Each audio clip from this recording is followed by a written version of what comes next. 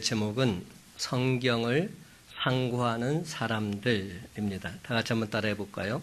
성경을 상고하는 사람들. 여러분에서 상고한다는 말이 무슨 말일까요? 연구하다, 조사하다. 영어로 표현하면 examine 이렇게 표현합니다. 제가 전에 이런 글을 본 적이 있습니다. 얼굴을 바꾼 여자는 용서할 수 있지만 안면을 바꾸는 여자는 용서할 수 없다. 머리카락 없는 남자는 용서할 수 있지만 골빈 남자는 용서할 수 없다. 성령 충만한 사람은 봐줄 수 있지만 성질 더러운 사람은 봐줄 수 없다. 사랑한다는 말을 못하는 남자는 용서할 수 있지만 사랑의 편지조차 쓰지 않는 남자는 용서할 수 없다. 여러분, 우리가 진정 사랑한다면 사랑한다는 말을 해야 되겠지요. 근데 그 말하기가 쑥스럽다면 편지 한 통이 얼마나 서로에게 기쁨이 되는지 모릅니다. 사랑의 편지는 남의 편지라도 너무나도 듣기에 좋습니다. 제가 신학대학원 시절 같은 방을 썼던 룸메이트가 있었는데 그 친구가 아직 결혼 전이었기 때문에 사랑하는 자매가 생겼어요. 그래서 그 사랑하는 자매한테 편지를 쓰고서 그것을 저한테 보여주는 겁니다. 형님, 이거 제가 쓴 건데 한번 봐주세요. 그래서 제가 그 편지를 읽어 나가는데 제가 감동이 되더라고요. 그래서 오케이. 그리고 그 친구가 그 편지를 보내고 지금은 사모가 돼서 잘 목회를 하고 있습니다. 근데 그 친구의 프라이버시를 생각해서 이름을 제가 선영이다 이렇게 말할게요. 그거 다 읽지 않고 일부만 제가 읽어보겠습니다. 이 편지를 쓰고 있는 깊어가는 이 밤에 고린도전서 13장을 다시 묵상하면서 왜 사랑이 형용사가 아닌 동사인지 생각하고 있어. 선영이에 대한 나의 사랑이 지나가는 봄날처럼 되지 않기 위해 한때는 뜨거웠다가 싸늘하게 식어가는 그래서 아름다웠던 화려했던 매력적이었던 말로 위로를 삼지 않기 위해 사랑이 동사임을 하나님께 고백하고 있어. 이 사랑은 과거보다 현재가 현재보다 미래가 더 깊어가는 사랑이지. 과거를 추억하면서도 그 사랑을 현재와 바꿀 수 없고 미래가 더 아름다운 모습으로 변화되는 사랑이지. 이 사랑은 과거의 청춘을 자랑하지 않고 사랑 안에서 나이 듦이 두렵지 않으며 사랑 안에서 모든 것을 참고 바라고 견딜 수 있는 사랑이지. 이 사랑을 위해 오빠는 동사로서 선영이를 사랑하리라. 지금보다 앞으로가 더 멋있게, 더 좋게, 더 사랑스럽게, 더 아름답게 천사가 흠모할 사랑으로 주님과 함께 만들어 가리라. 비록 지금은 작은 사랑의 그릇으로 나보다 더 연약한 선영이를 담고 있지만 동사로서 사랑이 무엇을 의미하는 것인지를 오빠는 성경을 통해 지금 분명히 깨닫고 있어. 선영이와 오빠가 주님 안에서 사랑으로 하나 될 때까지 오빠는 참을 것이며 온유할 것이며 시기하지 아니할 것이며 자랑하지 아니할 것이며 교만하지 아니할 것이며 선영이 앞에서 무례히 행하지 아니할 것이며 나의 유익만을 구하지 아니할 것이며 성내지 아니할 것을 약속할게. 사랑의 선영아. 이런 내용들로 돼 있어요. 제가 그때 감동 받아가지고 그거를 제가 컴퓨터에 저장해 뒀어요. 그리고 여러분 앞에 지금 한번 읽어본 겁니다. 여러분, 이 사랑 편지라는 거 얼마나 상대방의 마음을 감동감화시키는지 몰라요. 하나님께서 우리에게 보내신 사랑 편지가 있지요. 그것이 바로 성경 말씀입니다. 성경, 하나님께서 우리에게 주신 우리를 사랑하신다는 표현의 편지인 것입니다. 여러분은 그 성경을 얼마나 읽으십니까? 얼마나 그 성경과 대하며 살아가십니까? 저는 요즘 어떤 생각이 드냐면 똑같은 말씀을 읽어도 그때마다 새로운 감동으로 저에게 다가옴을 느끼게 됩니다. 이게 나이에 따라서 다르게 느껴지는구나. 정말로 하나님 말씀이 이런 의미로 내게 다가오는구나. 성경을 읽을 때마다 얼마나 감동, 감화가 되는지 모릅니다. 그래서 성경은 진정 하나님 말씀이요, 참된 사랑의 편지요, 영원한 생명의 양식이라 말할 수 있는 것이지요. 사랑하는 성도 여러분, 오늘은 날마다 성경을 상고하는 삶을 살았던 사람들, 그 사람들이 어떤 사람들인지, 그리고 어떻게 성경을 상고했는지를 한번 살펴보기를 원합니다. 그렇다면 누가 날마다 성경을 상고했습니까? 오늘 성경을 보면 베레아 교인들이 그러했습니다. 베레아 교인들. 여러분, 베레아가 어느 지역인지 감이 안 오시죠? 베레아는 유럽의 관문입니다. 아시아에서 유럽으로 넘어가는 통로가 제일 먼저 사도 바울이 복음을 전했던 곳이 빌립보고, 빌립보에서 데살로니가로, 데살로니가에서 베레아로 이렇게 복음을 전해갔습니다. 그러니까 유럽의 그 초입에 있었던 도시 중에 하나인 것이죠. 그런데 그 베레아 교인들이 날마다 성경을 상고하며 살았다는 겁니다. 베레아란 말은 많은 물줄기가 있는 곳이라는 의미로서 베레아 주변이 천연적인 샘들로 가득 차 있고 경관 또한 아름다운 곳이었다고 합니다. 그 당시 바울과 실라는 데살로니가에서 생명의 위협에 놓이게 되었고, 이를 걱정한 형제들이 밤에 바울과 실라를 베레아로 긴급 도피시키게 됩니다. 그런데 베레아로 가서도 두 사람은 유대 회당으로 들어가서 하나님 말씀을 전하면서 예수가 바로 구세주이십니다 증거하고 있습니다.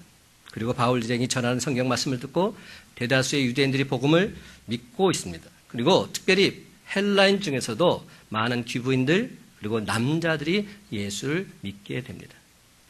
여러분, 성경을 자세히 보면 다른 데는 남자들이란 말이 없어요. 빌립보부터 시작해가지고 데살로니까지 가면 보면 남자들은 등장하지 않습니다. 그런데 베레아에서만큼은 남자들도 믿더라 이렇게 돼 있습니다. 무슨 말일까요? 남자들이 드디어 복음을 접하게 되었다는 겁니다. 굉장히 중요한 터닝 포인트가 됩니다. 우리 교회도 지금 남성도 여성도가 있지만 초대교회 모습은 어땠냐? 다 여자 성도들이었죠. 우리나라도 마찬가지였어요. 그런데 점점점 남자들도 예수 믿게 되는 통로가 생기게 된 겁니다. 그 통로가 뭘까? 바로 말씀이었다는 겁니다. 말씀을 통해서 남자들도 예수를 믿게 되었다는 거죠. 그런데 문제가 생겼어요. 13절 말씀 다 같이 함께 읽어보기를 원합니다. 13절 시작. 데살로니가에 있는 유대인들은 바울이 하나님의 말씀을 베레아에서도 전하는 줄을 알고 거기도 가서 무리를 움직여 소동하게 하거늘. 데살로니가에서 사도 바울 일행을 핍박했던 유대인들이 무려 90여 킬로미터 떨어진 베레아에까지 따라와서 베레아에서도 사람들을 선동하고 있는 겁니다. 그런데 여기서 우리가 유의해야 될 점은 사람들은 바른 얘기, 정당한 얘기는 귀를 별로 기울이지 않습니다. 그런데 선동하는 얘기에는 쉽게 동요한다는 사실입니다. 사도 바울 일행을 향한 유대인들의 박해 정말이지 대단하지 않습니까? 너무나도 끈질기지 않습니까? 일찍이 유대인들은 바울의 제1차 전도행지였던 안디옥과 이고니온, 루스드라까지 쫓아와서 군중들을 선동해서 바울을 돌로 쳐서 실신까지 시켰습니다. 그런 사람들입니다. 근데 저는 이런 생각을 해봐요. 아니, 반대하는 건 좋은데 그러면 자기들이 살고 있는 곳에서나 못하게 하면 그만이지 왜 수십 킬로미터나 떨어진 곳까지 찾아다니면서 목숨 걸고 반대하고 있을까? 도저히 이해가 되지 않는 모습이었습니다. 하지만 조금 더 생각해보면 갖은 핍박과 위협 속에 처했던 바울 역시 부활하신 예수를 만나기 전에는 분명히 그도 똑같았습니다. 최초의 순교자 스데반이 돌로 맞아 죽어갈 때 뒤에서 옷을 지키고 있었던 사람이 바로 바울이었지요. 청년 바울이었습니다.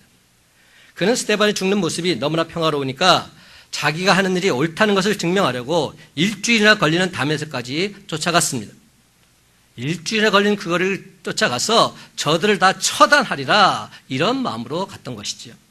가던 도중에 예수를 만나서 거듭나게 되었지요.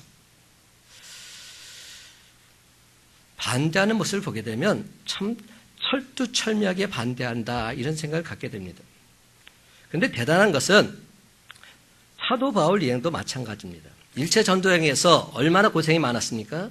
이고니온에선 돌에 말아서 실신했다가 끄어난 후에 다시금 자신을 돌로 쳤던 사람들에게 복음을 전하기 위해서 성으로 돌아갔던 그 사람이 바로 사도 바울이었어요. 그만큼 복음에 대해서는 열심히 있었던 사람입니다. 2차 전도여행에서는 빌립보에서 그렇게 두들겨 맞고 감옥에 갇혀 있음에도 불구하고 한밤중에 주님을 찬송하며 기도했던 사람, 그 사람이 바울이었고 실라였습니다. 데살로니가에서도 박해를 피해서 몰래 도망치듯 그렇게 빠져나와야만 했습니다. 그런데 이 또한 베레아에서도 마찬가지였다는 겁니다. 그들은 그렇게 당하고서도 또다시 회당으로 가서 하나님 말씀을 전파하고 있습니다. 대단합니다. 데살로니가에서 쫓아온 유대인들이 무리를 선동해서 시끄러지자 베레아의 성도들이 이번에는 실라와 디모데는 남겨두고서 사도 바울만 피신시켜서 아덴으로 보내고 있습니다. 아덴은 어디를 말할까요? 아테네입니다. 오늘날의 그리스의 아테네를 말합니다.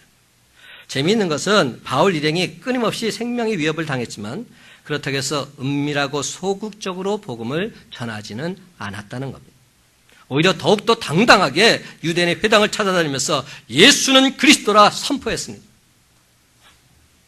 핍박하는 유대인이나 핍박을 당하면서도 꿋꿋이 복음을 전했던 사도 바울 일행 모두가 다 대단한 사람들입니다.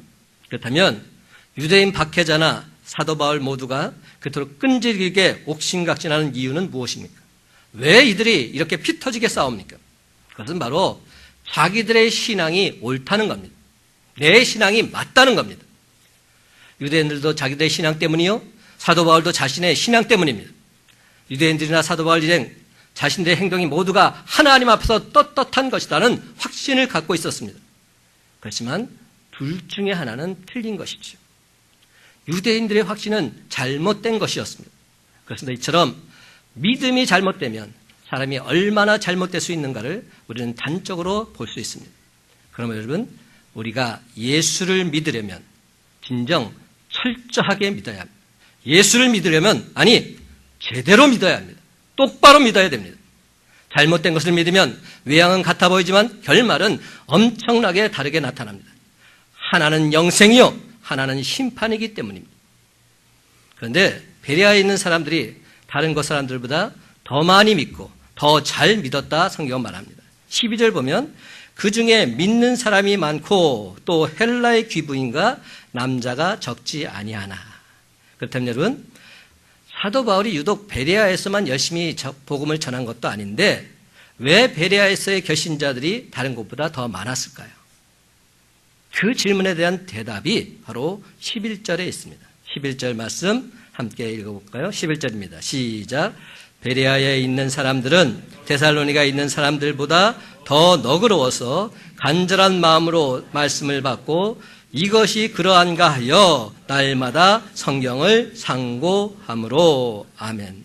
사랑하는 성도 여러분, 오늘 이 시간 날마다 성경을 상고하는 베레아 사람들을 통해서 참된 신앙인의 모습을 발견하고 주님께 영광 찬송 돌리는 저와 여러분의 삶이 다 되시기를 주님의 이름으로 간절히 축원합니다. 첫 번째로 베레아 사람들은 마음이 열려 있었습니다. 우리 또한 마음이 열려 있어야 합니다. 다 같이 한번 따라 하십시다. 우리 마음이 열려 있어야 합니다. 11절 보면 너그러워서라는 말이 있는데 이 말은 조금 표현이 정확하게 와닿지를 않습니다. 그런데 개역 한글에서는 이 말이 어떻게 표현되어 있었느냐? 신사적이라는 말로 표현되어 있었습니다. 저는 신사적이라는 말이 더 마음에 듭니다. 국어사전에 보니까 신사란 예절이나 품행이 바르고 교양이 있어 점잖은 사람이라 표현했습니다. 베레아 사람들은 데살로니가 사람들보다 더 신사적이었다 말합니다. 이 말은 새번역 성경을 보게 되면 보다 마음이 넓다, 공동번역에는 마음이 트였다, 영어 성경에 보면 이렇게 표현합니다. 오픈 마인드. 이러면 딱 이해가 되죠? 오픈 마인드. 열린 마음이라는 거예요. 넓은 마음을 가졌다는 겁니다. 오늘날 오픈 마인드라는 말 많이 쓰이고 있지 않습니까? 그렇다면 열려있는 마음이란 어떤 마음일까요? 상대방의 이야기를 잘 받아주는 마음입니다. 사랑하는 성도 여러분, 상대방의 이야기를 있는 그대로 받아들여 준다는 것 쉽습니까? 어렵습니까? 어렵습니다. 특히 남자들 잘 안 됩니다. 여기 있는 남자들 다 별반 차이 없을 것 같아요. 정말로 상대방의 말을 받아들이기가 쉽지가 않습니다. 내 생각으로 딱 고정화되어 있어서 상대방에게 온전히 열려있지를 못할 때가 많이 있습니다. 세상 사는 것 참 쉽지 않습니다. 때때로 사람이 얘기하는 것 다 듣고 난 뒤에 그때는 깨닫지 못하다가 나중에 지나서야 그 사람이 그래서 내게 이 말을 했구나 깨닫게 될 때가 한두 번이 아닙니다. 여러분, 신사적이라는 말의 의미는 편견 없이 그냥 있는 그대로 받는 마음입니다. 내 경험, 내 지식, 내 주장이 강한 사람일수록 추진력은 있을지 모르겠지만 새로운 진리에 대해 마음을 열지 못하는 편견에 사로잡힌 불쌍한 사람인 것이죠. 누가 무슨 얘기를 해도 있는 그대로 받아들이는 것. 이것이 바로 열린 마음입니다. 그런데 여러분, 특별히 말씀을 들을 때 이런 열린 마음이 필요합니다. 제가 설교할 때마다 여러분들의 반응을 이렇게 보게 되는데요. 어떤 때는 목사님 왜 저런 말씀을 하실까? 왜 꼭 설교에서 저런 말씀을 하셔야 될까? 이런 표정으로 보시는 분들도 간혹 있더라고요. 여러분, 그렇게 머리 아프게 생각하지 마시기 바랍니다. 하나님 말씀을 있는 그대로 받아들이시기 바랍니다. 사람들은 모두 저마다의 잣대가 있습니다. 어떤 일을 만나든 어떤 사람을 만나든 자신의 잣대로 평가하고 판단합니다. 자신은 구태연한 모습을 고집하고 있으면서도 언제나 남을 비판하고 판단하고자 합니다. 그렇지만 열린 마음이 있는 사람은 대화해 보면 잘합니다. 진솔하게 있는 그대로 느낀 그대로 대화할 수 있는 그런 사람이지요. 그렇습니다. 신사적인 사람은 상대방에 대해서 긍정적으로 생각합니다. 상대방의 좋은 점, 좋은 기억만을 생각합니다. 내 마음에 들지 않아도 끝까지 참고서 상대방의 말을 들어줍니다. 사랑하는 성도 여러분, 열린 마음, 있는 그대로 듣고 받을 줄 아는 그런 성도가 저와 여러분이 되시기를 간절히 바랍니다. 너무 재지 마시고 따지지 마시고 편견일랑 아예 접어버리시기 바랍니다.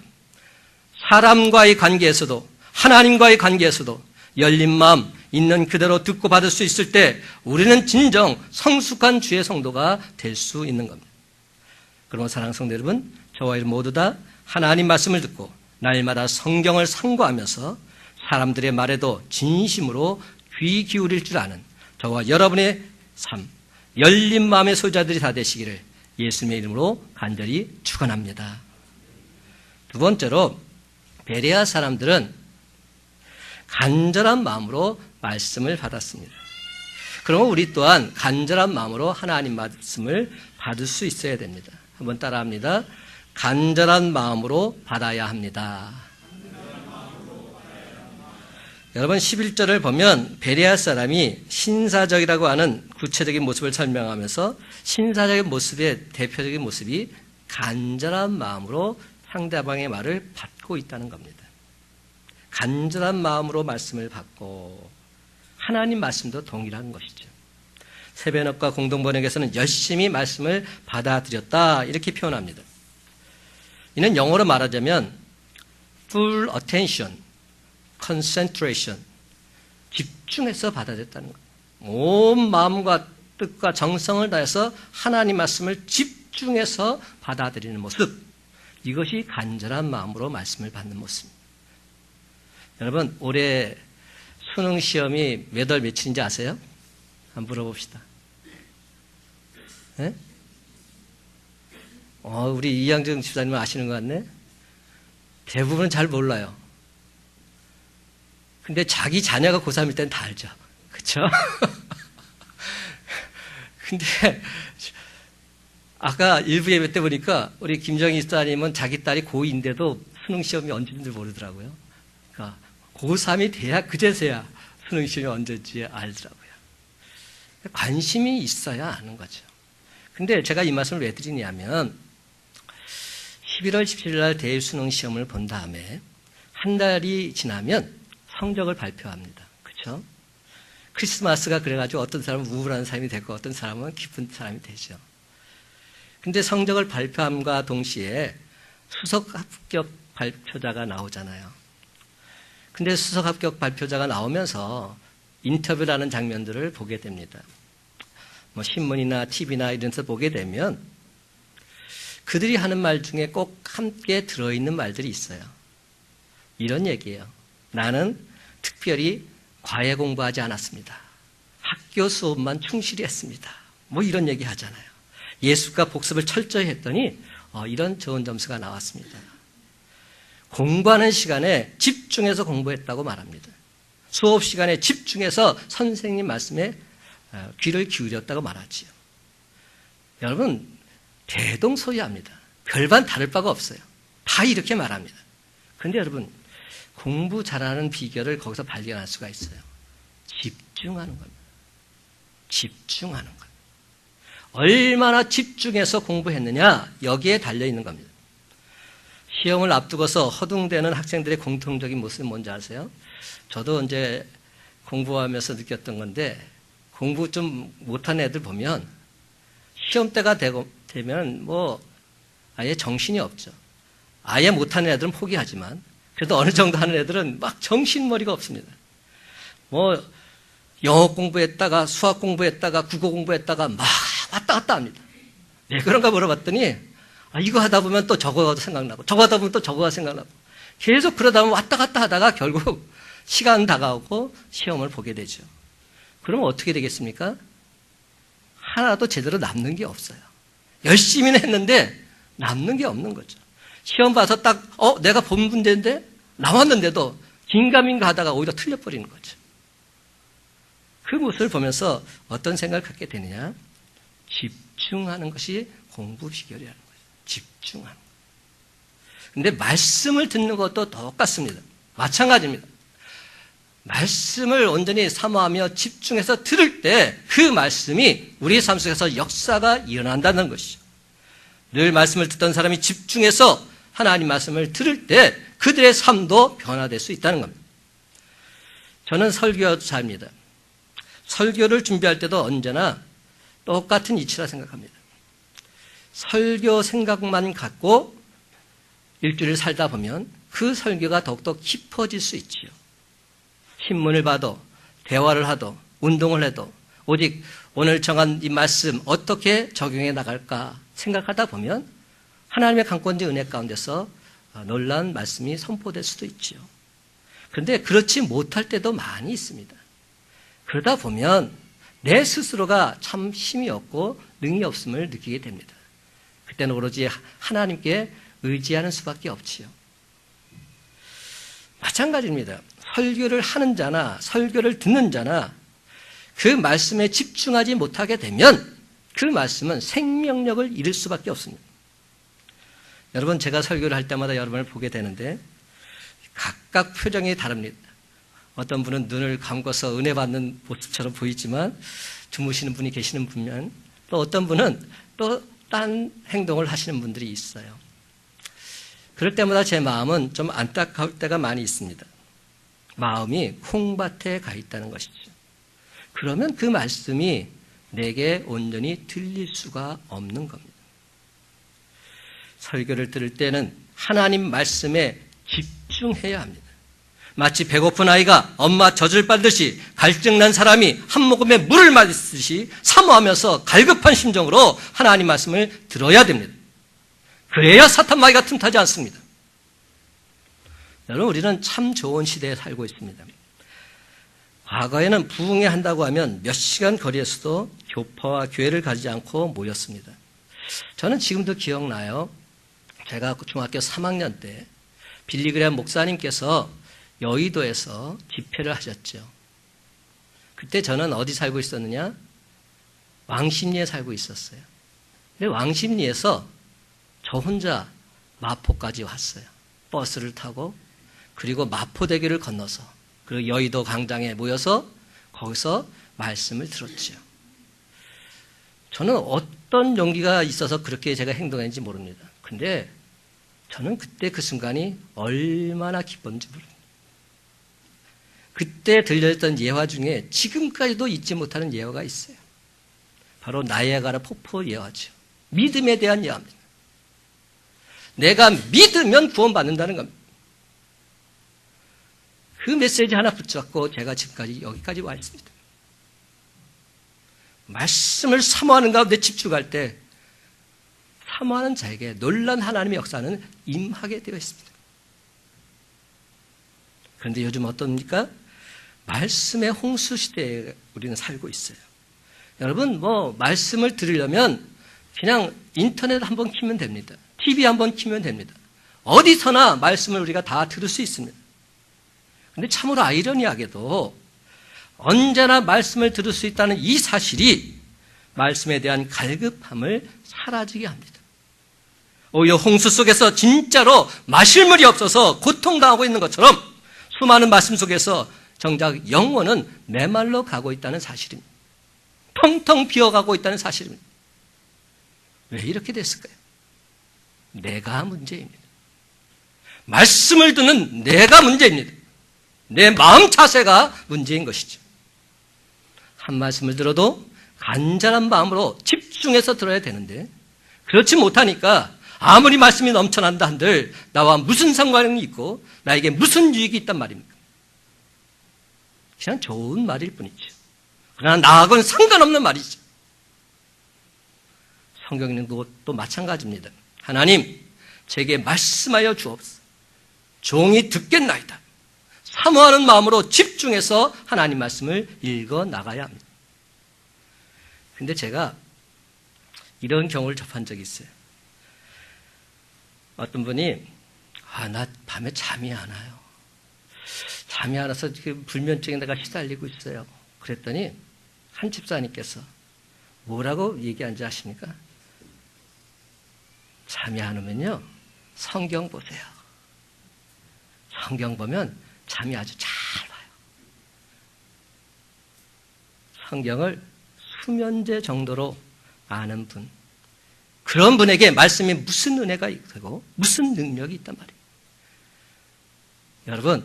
여러분 잠 안 올 때 성경 보십니까? 그래도 성경이라도 보면 좋지요. 근데 저와 여러분의 삶 속에서 어떤 생각을 갖습니까? 내가 과연 말씀을 얼마나 대하며 살고 있는지. 주일날 선포되는 이 말씀이 처음이 되면서 마지막은 아닌지. 여러분 일주일 동안 과연 하나님 말씀을 얼마나 접하며 사십니까? 사랑하는 성도 여러분, 신사적인 베레아 사람들 어떻게 했습니까? 신실한 마음으로 하나님 말씀을 받았습니다. 하나님 말씀을 신실한 마음으로 간절히 받으려면 말씀이 선포되는 그곳에 내가 있어야 합니다. 그리고 그 말씀을 사모하는 심정으로 기다려야 하죠. 말씀을 간절히 받더라. 이 메시지에 숨겨 있는 이면적인 내용이 무엇인지 아십니까? 준비된 사람들이라는 거죠. 준비된 사람들. 저와 여러분이 교회 와서 지금 예배드리고 있습니다. 여러분은 준비된 마음으로 이 자리에 나와 있으십니까? 아니면 허겁지겁 나와서 예배에 그냥 참석하고 있는 구경꾼은 아니십니까? 준비된 자에게, 간절히 사모하는 자에게 하나님의 말씀은 전해지고 그 말씀은 능력 있는 말씀으로 우리에게 온전히 나아가게 될 줄 믿으시기 바랍니다. 간절한 마음으로 말씀을 받더라. 그러므로 사랑하는 성도 여러분, 신사적인 베레아 교인들처럼 간절한 마음으로 하나님 말씀을 받고 승리의 삶을 살아가는 저와 여러분의 삶이 다 되시기를 예수님의 이름으로 간절히 축원합니다. 마지막 세 번째로 베레아 사람들은 날마다 성경을 상고했다고 말하고 있습니다. 날마다. 그럼 우리 또한 날마다 성경을 상고해야 합니다. 한번 따라 하십시다. 날마다 성경을 상고해야 합니다. 성경을 보면 이것이 그러한가 하여 날마다 성경을 상고함으로 이렇게 말하죠. 여기서 제일 주목해야 될 단어는 날마다입니다. 마음이 내킬 때 한번 보는 것이 아닙니다. 날마다 성경을 봐야 하는 것이죠. 날마다 성경을 들어야 하는 겁니다. 매일같이 반복해서 성경을 상고해야 하는 것이죠. 상고란 말 제가 좀 전에 말씀드렸죠. 세번역 성경에서는 자세히 공부하다, 공동번역에서는 연구하다 이렇게 말합니다.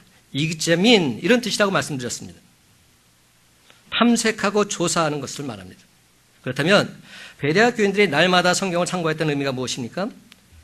사도 바울이 전하는 말씀을 먼저 그들은 간절한 마음으로 들었죠.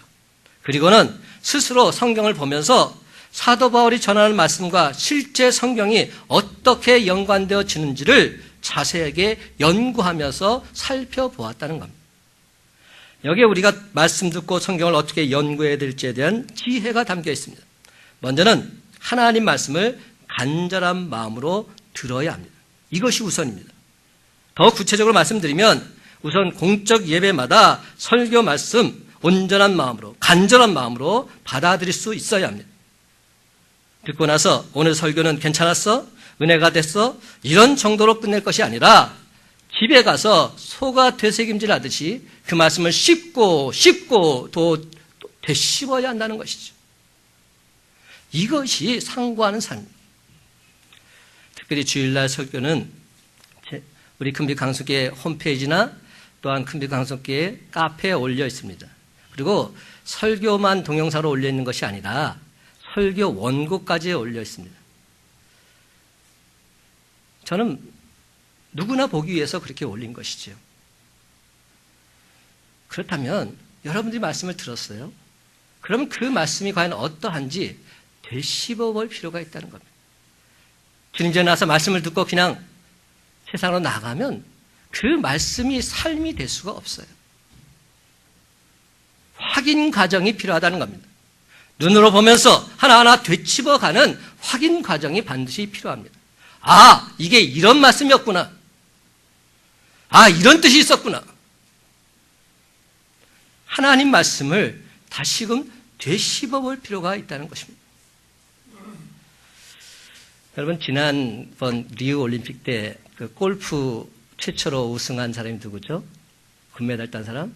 박인비잖아요. 그 박인비 선수가 한 말이 있어요. 저는 그 말을 듣고 역시 다르구나 하는 생각을 갖게 됐어요. 박인비 선수는 골프를 다 치고 나서 목욕하고 기분 좋다 그렇게 끝내는 것이 아니라 골프를 다 치고 난 다음에 그리고는 언제나 실내 골프장에 간답니다. 인도어 연습장으로 간대요. 가서 오늘 내가 잘 되지 않은 부분 왜 여기서 잘못됐을까? 다시 한번 연습한다는 거예요. 확인하고 잠자리에 든대요. 여러분, 이거 쉬운 일 아닙니다. 확인하다 보니까 이것이 몸에 밴 거죠. 그래서 흔들리지 않는 겁니다. 차이점이 뭔지 아세요? 평소엔 잘하다가 못하는 사람들 많아요. 근데 흔들리지 않는 사람은 연습이 되어 있는 것이죠. 아, 이런 상황에서는 이렇게 했지. 자기 몸이 벌써 아는 겁니다. 그리고 그대로 했더니 그대로 되는 거죠. 묻더라고요. 저기 있는 지금 홀리런 그 곳이 보이냐고. 박인비 선수가 그래요. 안 보인대요. 그럼 어떻게 치냐고. 그냥 감으로 친대요. 그냥 몸이 알아서 반응하는 겁니다. 그러면 그것에 딱 떨어지는 것이죠. 이것이 어느 날 갑자기 된 것이 아니라는 겁니다. 계속적으로 연습했을 때 그런 일이 가능한 것이죠. 그런데 여러분, 이는 말씀에 대한 것도 마찬가지입니다. 설교 끝이 예배 끝이고 한 주간 말씀 끝이고 성경도 한 주간 던져뒀다가 주일 아침에 먼지 털털 털어서 들고 교회 나와서 그렇게 예배드리는 사람, 이런 분에게 어떻게 하나님의 역사가 일어날 수 있단 말입니까? 설교 듣고 다시 집에 와서 직접 찾아보고 확인해보고 나아가서 같은 본문이라도 매일 읽고 반복해서 그 의미를 되새겨 나간다면 우리의 신앙이 진정 분명해지고 튼튼히 자라는 것은 명확한 그러한 일이죠. 반드시 달라지게 되어 있습니다. 옛말에 독서 백편 의자현이라고 하는 말이 있어요. 갑자기 제가 문자를 써서 좀 죄송하지만 어려운 말 아닙니다. 이런 겁니다. 아무리 어렵고 난해한 책이라 할지라도 100번을 읽으면 그 뜻이 확연해진다. 이런 뜻입니다. 독서 백편 의자현. 이 말이 무슨 말입니까? 계속 읽고 또 읽다 보면 이 말씀이 이런 뜻이었구나. 모두가 알게 된다는 겁니다. 그렇기 때문에 일주일에 한두 번 설교 듣는 것으로 신앙의 의무를 다했다. 이렇게 생각한다면 이것이야말로 오만한 자의 모습이죠. 설교와 성경을 읽고 계속적으로 내 삶의 일부분으로 함께 나누어 갈 때 우리는 신앙의 깊은 경지에 다다를 수 있는 겁니다. 그렇습니다. 읽다 보면 묵상하다 보면 누구나가 다 성경의 진리 온전히 만나게 될 줄 믿으시기 바랍니다. 하나님 말씀을 날마다 묵상하는 자에게 참된 복이 있다. 성경은 분명히 말씀합니다. 하나님 말씀을 주의하러 묵상할 때 하나님 놀라운 은혜와 축복은 임하게 되어 있는 것입니다. 사랑하는 성도 여러분, 여기서 한 걸음 더 나아가자면 오늘 말씀을, 성경 본문을 내 삶 속에 어떻게 적용할 수 있겠는가 하는 문제입니다. 사랑하는 성도 여러분, 진짜 중요한 건 어떻게 적용하느냐, 여기에 달려 있습니다. 제가 늘 말씀드리죠. 말씀대로 삶 따라가 되어서는 안 된다고. 말씀대로 살아가야 된다고. 여러분, 아는 것보다 더 중요한 것이 행하는 것입니다. 수많은 성경 공부를 통해서 아는 것이 중요한 것이 아니라 내 삶 속에 적용해서 내 삶과 내 인품이 변하는 것, 이것이 중요합니다. 성경 박사면 뭐합니까? 인품이 변하지 않으면 아무 소용이 없습니다. 삶이 변하지 않으면 아무 소용이 없습니다. 오히려 하나님의 영광을 가리울 뿐이지요. 성경 말씀을 내가 전적으로 믿는다면 오늘 내가 내 집에서, 내 직장에서, 내 학교에서, 내 삶의 현장에서 어떻게 해야 하는가를 묻고 그대로 행해 나가야 하는 것입니다. 그렇습니다, 여러분. 성경을 날마다 상고했다, 이 말의 의미는 단순하게 연구했다는 차원의 말이 아닙니다. 성경 말씀대로 어떻게 살아야 하는가, 여기까지 나아갔다는 것을 뜻합니다. 또한 신사적이라는 말도 단순히 점잖다, 지적이다, 이런 의미가 아닙니다. 믿는 대로 행하며 살았다, 여기까지 나아가는 것입니다. 하나님 말씀을 듣고 깨닫고 행하며 사는 삶, 이것이 진정 신사적인 삶이라는 겁니다. 11절에 보면 베레아 사람들은 데살로니가 사람들보다 더 신사적이라 말했습니다. 더 너그럽다 말했습니다. 그렇다고 해서 데살로니가 사람들이 아주 못된 사람들이라는 이런 말은 결코 아니지요. 베레아 사람들이 성경을 더 상고하는 사람들이었다, 이것을 뜻합니다. 그렇습니다, 여러분. 베레아 사람들은 신사적인 사람들이었습니다. 타고난 성품도 좋았을 뿐만 아니라 열린 마음의 소유자답게 어떤 말씀이든 있는 그대로 받았고 열등의식으로 비비꼬지 않았습니다. 그렇습니다, 여러분. 베레아 사람들은 간절한 마음으로 하나님 말씀을 있는 그대로 받았습니다. 그리고 집중해서 사모하는 심정으로 그 말씀을 묵상했습니다. 그리고는 그 말씀대로 온전히 살고자 날마다 애쓰고 힘쓰며 살았던 사람들입니다. 이제 말씀을 맺습니다. 사랑하는 성도 여러분, 베레아 교인들처럼 간절한 마음으로 하나님 말씀을 받고 날마다 그 말씀을 상고하면서 그 말씀대로 살고자 애쓰고 힘쓸 때 하나님의 뜻을 이루며 살아가는 귀한 믿음의 용사들이 다 되시기를 예수님의 이름으로 간절히 축원합니다. 기도하겠습니다.